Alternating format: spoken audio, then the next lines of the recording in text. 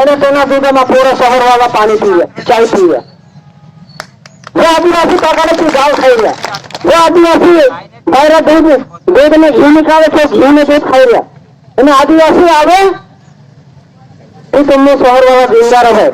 2019-2021 में लॉकडाउन लगे तो टाइम पर ये शहर वाला अपने घर घर बिस्किट में पोए को चोरी बना लीजिए, लीजिए कि नहीं साथी? लॉकडाउन टाइम पर अपने घर घर लीजिए कि नहीं? मैं तो ये कहूंगा कि पैसे शहर वाला हमेशा के लिए बंद करो, पैसे शहर वाला हमेशा के लिए बंद करो. कहा कि जो हमारी जात पहले मकान भाजी ने आमलीन भाजी ने पौरन भाजी ने खाद रखे कि नहीं तो पोते सामने जैसे हमारी रीति रिवाज तुम्हारे ये शहरन खाने से हमारा मानसून पेट बिगड़ी जा. क्या ऐसा नहीं है कि तुम्हारे शहर से हमारा मानसून जिंदा रहे? ऐसा नहीं है. हम लॉकडाउन में 3-4 तो गाँव में जिंदा रहे नहीं काम करी तो काम करी देखाड़ देता.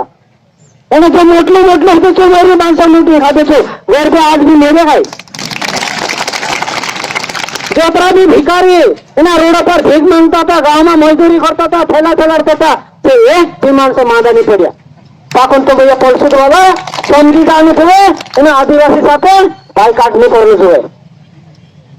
એ આદિવાસી